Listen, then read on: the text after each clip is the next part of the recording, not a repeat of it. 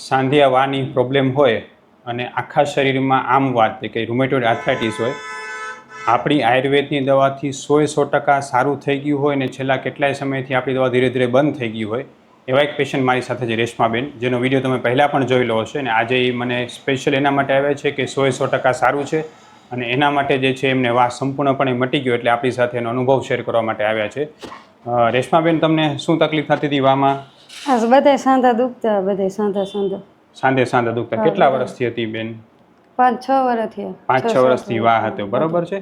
તો તમે જ્યારે આપણી પાસે આવ્યા એના પહેલા તમે કેટલા સમય કેટલા ડૉક્ટરની દવા લીધી હશે? કેટલા અલગ અલગ ડૉક્ટર બદલાયા? 2 ડૉક્ટર બદલાયા. બરાબર છે, 2-3 ડૉક્ટર બદલાયા હતા. ક્યાંથી દવા લીધી હતી? જામનગરથી લીધી હતી, રાજકોટથી લીધી હતી, બરાબર, મોરબીથી લીધી હતી. તમે ક્યાંથી આવો છો?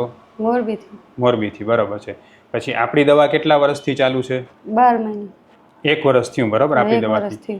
ખાસ હું આ બેનનો વિડીયો એટલે લેવા માગું છું કે વાના રોગીઓને કેટલી ધીરજથી આયુર્વેદ દવા કરવી પડે એ આપણે ખબર પડે. મારી પાસે વાના ઘણા બધા દર્દી આવતા હોય, પણ એમને એમ હોય કે સાહેબ જાદુ કરીને મને 1 મહિનામાં જ મટાડી દેશે, પણ વાના દર્દીમાં ધીરજ ખૂબ જ અગત્યની છે. બેન, તમે અત્યારે જે છે એ આપણી દવા 1 વર્ષથી ચાલુ છે, દરેક સાંધામાંથી વા મટી ગયો? હા, દરેક સાંધામાંથી. કેટલા ટકા સારું છે તમને અત્યારે? 100%. હવે કોઈ સાંધો દુખતા નથી? પહેલા કેવો દુખાવો થતો બેન? પહેલા બહુ દુખાવો થતો. કેવો? કે કાંઈ કામ ન થાય, ઘરનું શરીર આખુંથી જલાઈ જાય. હાલી ચાલી ન શકાય. સાંધામાં સોજા આવી જાય. હોતી રહું. બરાબર. આખો દિવસ સૂતા રહેવું પડે? હા, એ સૂતું રહેવું પડે. દવા પીવું વળી ફેર પડી જાય. તો વિલાયતી ટીકડી ખાઓ, ગોળી દુખાવાની, તો કેટલા સમય સુધીનો કેફ રહે? એ ક્રોસ હોય ત્યાં લગી ફેર હોય, પછી પાછું એ નહીં. એક ટાઈમ કે ભૂલાઈ જાય તો તકલીફ બહુ વધી જાય. પછી એ દવાથી તમને શું તકલીફ થતી હતી વધારે? એસિડિટી ને પેશાબમાં બળતરા ને ગરમ પડતી અને વજન વધી જતું. બરાબર છે. પછી આપણી પાસે જ્યારે તમે દવા લેવા માટે આવ્યા અને આપણી રેગ્યુલર પંચકર્મ તમે કેટલી વાર કરાવડાવ્યું? 3 વખત પંચકર્મ ટ્રીટમેન્ટ કરાવી, બરાબર છે. અને આપણી પાસે દવા શરૂ કર્યા પછી કેટલા દિવસમાં ફરક પડવાનો શરૂ થઈ ગયો હતો? 2 મહિના પછી ફરક પડ્યો. 2 મહિના પછી ફરક પડવાનો શરૂ થયો. ખાસ આ વસ્તુ વાના દર્દી ખાસ સાંભળે કે આયુર્વેદ દવાથી 2 મહિને ધીમે ધીમે ફરક પડવાનો શરૂ થયો હતો. દરેકમાં જાદુ ન થાય કે આજે દવા આપી કાલથી બધું મટી જાય, એવું આયુર્વેદ દવામાં વામાં ખાસ કરીને બહુ ધીરજ રાખવાની જરૂર હોય. બધા સાંધા દુખતા, પછી ડૉક્ટરને બતાવ્યું તમે, તો ડૉક્ટર રિપોર્ટ કરીને શું કીધું હતું તમને? ડૉક્ટરે એમ કીધું તમારે આજીવન દવા ચાલુ જ રાખવી જોશે.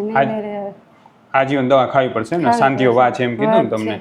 બરાબર. પછી તમને એવું વિશ્વાસ આવ્યો કે આયુર્વેદથી મટશે એવું લાગતું તમને ક્યારે?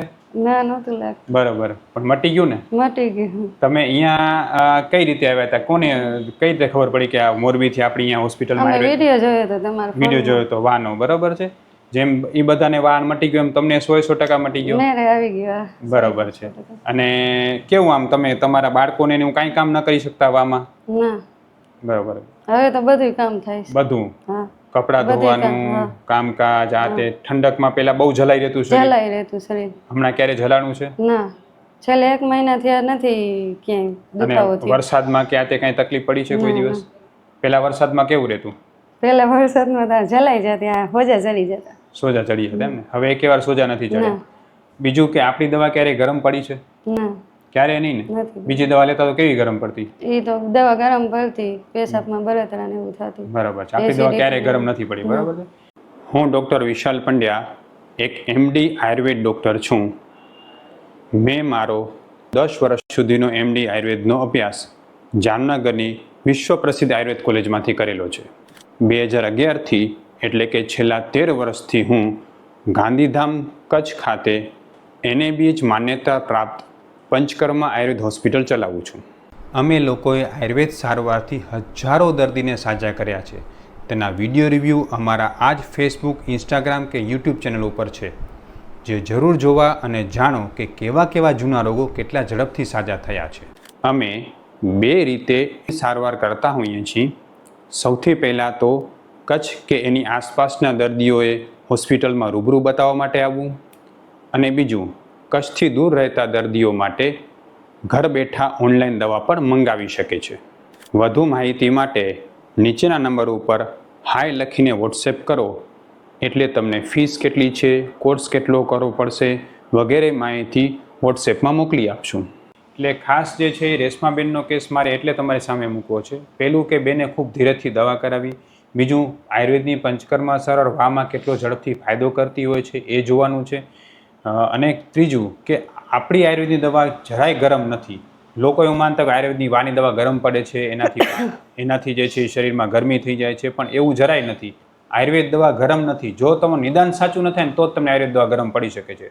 તમે કોઈ પણ જગ્યાએ આયુર્વેદ સારો લેતા હો, તમે કોઈ ડૉક્ટર પાસે લેતા હો, કોઈ મેડિકલ સ્ટોરમાંથી લેતા હો, તમે હાથે કોઈ દવા લેતા હો કે કોઈ ઓનલાઈન મંગાવતા હો, જો તમને એ દવા ગરમ પડે છે તાત્કાલિક એ દવા બંધ કરો, નહીં તો મોટું નુકસાન થઈ શકે છે. આયુર્વેદ દવા અમે જે આપી છીએ કોઈને ગરમ એટલે નથી પડતી કારણ કે અમારું નિદાન એકદમ સ્પષ્ટ, નિદાન એકદમ સાચું હોય છે. એટલે અમારી દવા કોઈને ગરમ પડતી હોતી નથી. ગુજરાતમાં કોઈ પણ વ્યક્તિને વાહ હોય અને એમ માનતા હોય કે અમને આયુર્વેદ દવા ગરમ પડે છે, માફક નથી આવતી, તો એ લોકો અમારો સંપર્ક કરી શકે છે. અમે ઓનલાઈન ઓફલાઈન બંને રીતે દવા કરી છે અને અમારી દવા કોઈને ગરમ પડતી હોતી નથી. બેન, તમને જે પંચકર્મ સરળ કરાવી એનાથી સાંધામાં કેટલો જલ્દી ફરક પડતો હતો? ઘણો ફરક પડી ગયો. દરેક વખતે સુધારો આવતો જતો હા, હતો? સુધાર આવતો હતો. બરાબર છે. અને પંચકર્મ તમને ક્યારે નબળાઈ લાગતી હતી? ના, માલિશ કર્યા બાદ તો બહુ શરીર આમ હળવું પડી ગયું. હળવું પડી જતું હતું ને? એટલે ખાસ એ પણ હું તમને કહેવા માંગુ છું કે તમે કોઈ પણ જગ્યાએ પંચકર્મ સરળ પણ કરાવતા હો તો તમે ડૉક્ટરને 3 પ્રશ્ન ખાસ પૂછો. સૌથી પહેલો એ પ્રશ્ન પૂછો કે આ પંચકર્મ સરળથી મને કેટલું ઝડપથી સારું થશે. બીજો પ્રશ્ન તમે એ પણ પૂછો કે પંચકર્મ સરળ કરાવશો તમને કાંઈ નબળાઈ કે થાક તો નહીં લાગી જાય ને? ત્રીજો પ્રશ્ન એ પણ પૂછો કે એ દવાથી અમને કેટલું ઝડપથી સ્ફૂર્તિ વધશે, કારણ કે પંચકર્મ સારવારથી શરીરમાં સ્ફૂર્તિ વધતી જાય છે, થાક નથી લાગતો ક્યારે. બેન, તમે જ્યારે મારી પાસે હતા તમારું વજન કેટલું હતું? તો એ વજન તો જાજુ હતું વજન. બરાબર. અને પછી આપણી દવાથી વજન પણ ઘટ્યું, વ્યવસ્થિત થઈ ગયું, બધું સારું? 54 કિલો વજન. બરાબર. પછી શરીરમાં નબળાઈ કેટલી રહેતી હતી?